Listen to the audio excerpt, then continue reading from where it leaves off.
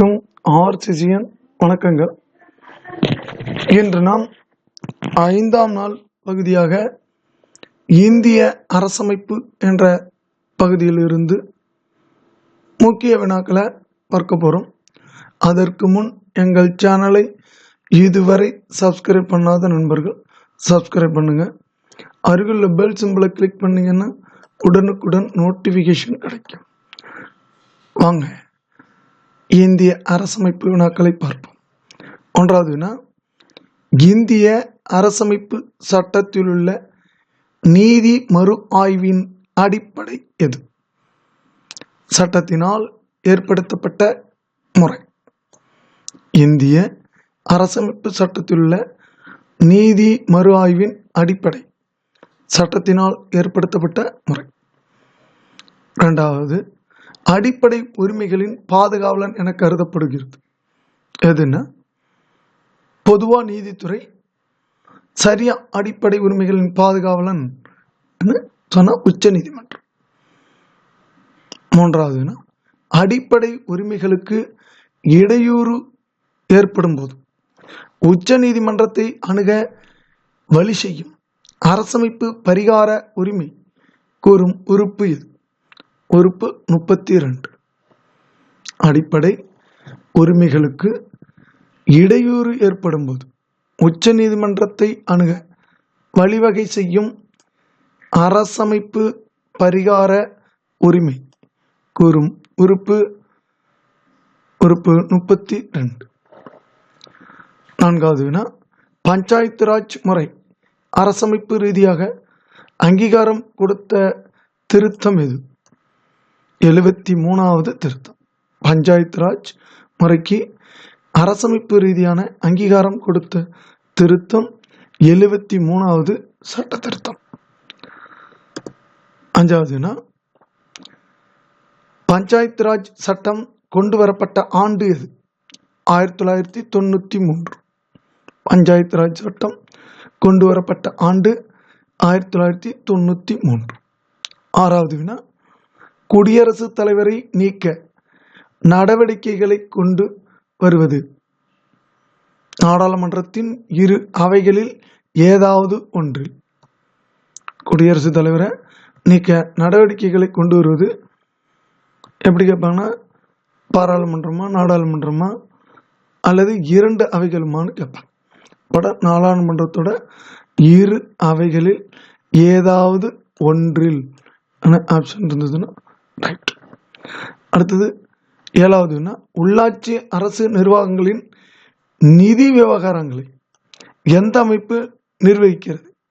மாநில நிதி ஆணையம்.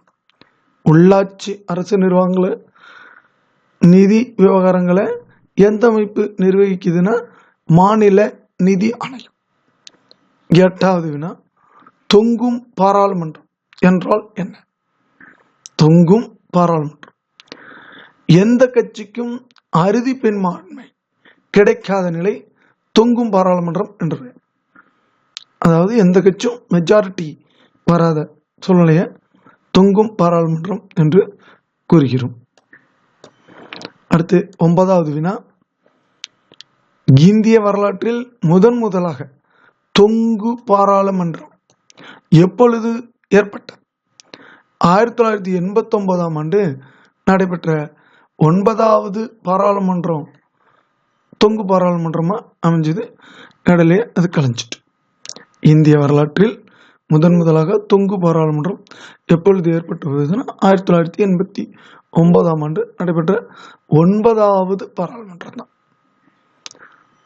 10வது நகர்ப்புற உள்ளாட்சி அரசுக்கு அரசமைப்பு அங்கீகாரம் கிடைத்தது எப்பொழுது? 74வது அரசமைப்பு திருத்தம். இதுதான் உள்ளாட்சி அமைப்போட சட்ட திருத்தம். இது 12வது அட்டவணையில் 1992ஆம் ஆண்டு சேர்க்கப்பட்ட திருத்தம் தான் நகர்ப்புற உள்ளாட்சி அரசுக்கு அரசமைப்பு அங்கீகாரம் கிடைக்கிறது வழிவகை செய்தது.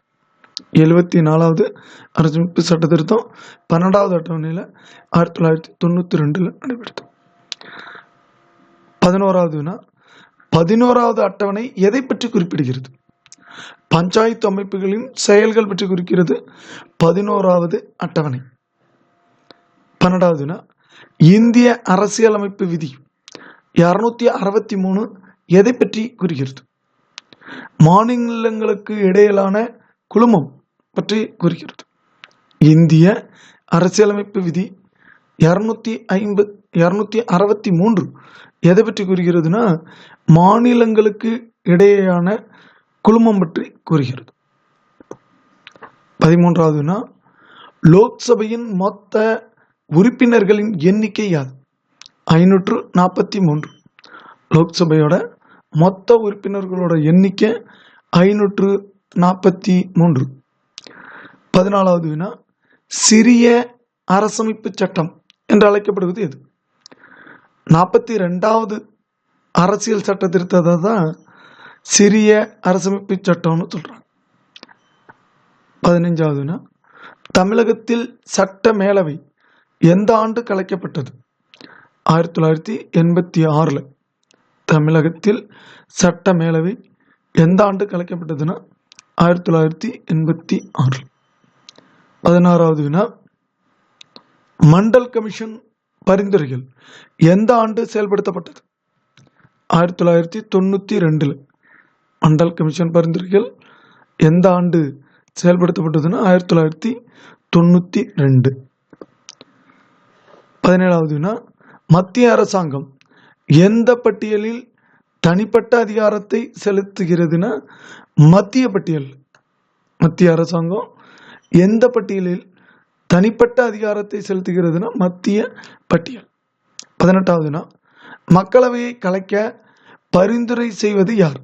குடியரசுத் தலைவர் தான். மக்களவையை கலைக்க பரிந்துரை செய்வது யாருன்னா குடியரசு தலைவர். 19வது வினா, மக்களவையின் பாதுகாவலன் யார்? சபாநாயகர். மக்களவையின் பாதுகாவலன் சபாநாயகர். 20வது வினா, அடிப்படை கடமைகள் அரசமைப்பில் சேர்க்கப்பட்ட வருடம் இது? 1976. அடிப்படை கடமைகள் அரசமைப்பில் சேர்க்கப்பட்ட வருடம் 1976. 21வது வினா, மூன்றடுக்கு பஞ்சாயத்து முறையை பரிந்துரைத்த கமிட்டி எது? பல்வேந்தராய் மேத்தா கமிட்டி. பல்வேந்தராய் மேத்தா கமிட்டி தான் மூன்றடுக்கு பஞ்சாயத்து முறையை பரிந்துரை செய்த கமிட்டி ஆகும். 22, திட்டக்குழுவின் தலைவர் யார்? பிரதமர். திட்டக்குழுவின் தலைவர் பிரதமர். தற்சமயம் திட்டக்குழு கலைக்கப்பட்டு நிதி ஆயோக் என்ற அமைப்பாக மாற்றப்பட்டுள்ளது. 23, அகில இந்திய பணிகளின் தந்தை என்று அழைக்கப்படுவார் யார்? சர்தார் வல்லபாய் பட்டேல். அகில இந்திய பணிகளின் தந்தை என்று அழைக்கப்படுவார் சர்தார் வல்லபாய் பட்டேல். 24வது வினா, மத்திய பணியாளர் தேர்வாணையத்தை தலைவரை நியமிப்பவர் யார்? ஜனாதிபதி. யூபிஎஸ்சி என அழைக்கப்படுகின்ற மத்திய பணியாளர் தேர்வாணையத்தோட தலைவரை நியமிப்பவர் யாருன்னா ஜனாதிபதி. 25, அரசியல் அறிவியலின் தந்தை யார்? அரிஸ்டாட்டில். அரசியல் அறிவியலோட தந்தை யாருன்னா அரிஸ்டாட்டில். நண்பர்களே, நாம் இன்று 5ஆம் நாள் பகுதியில் டிஎன்பிஎஸ்சி எக்ஸாம் 2021க்கு தயாராகிறோம். அதில் இந்திய அரசமைப்பு என்ற தலைப்பில் முக்கிய வினாக்களை பார்த்துள்ளோம். நன்றி, வணக்கம். நாளை மற்றும் ஒரு வீடியோடன் உங்களை சந்திக்கிறோம்.